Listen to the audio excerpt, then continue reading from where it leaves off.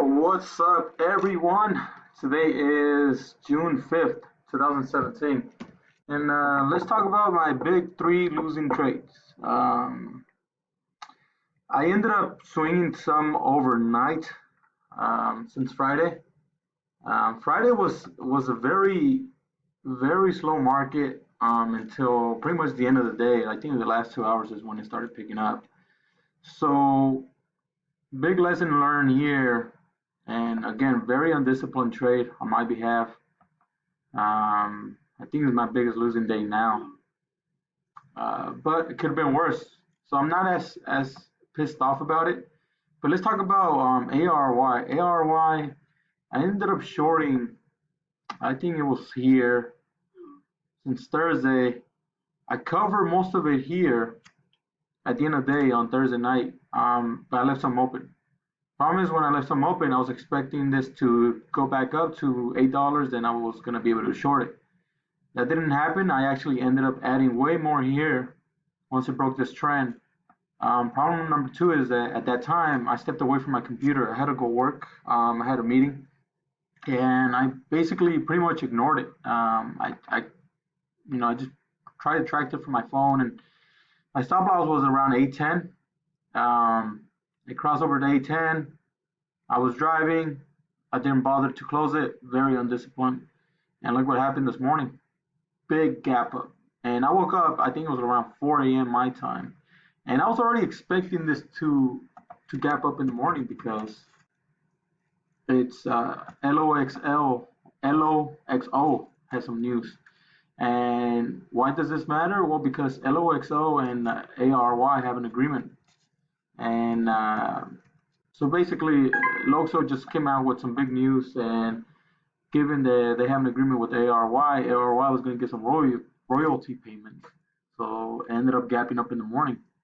So when I woke up in the morning, I was down, I guess, almost 10% plus more. And it was up here. Now, why didn't I cover up there?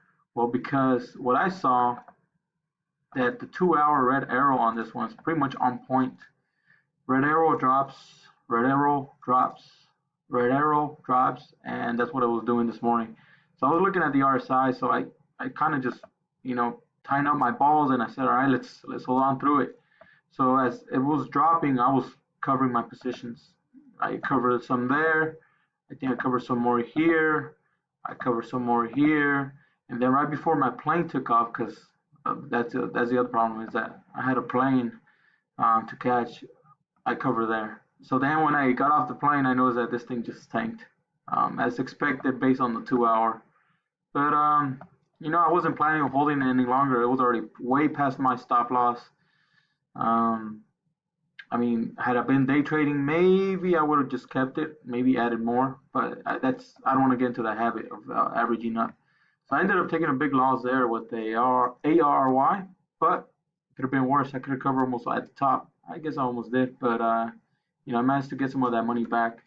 The other one that I ended up taking a loss too was because of the same reason, is that I ended up getting caught on this bull flag, and I was looking at this over the weekend. So I think my stop loss should have been here. I was looking at it from my phone too. When it crossed that parabolic dot, it just ramped up.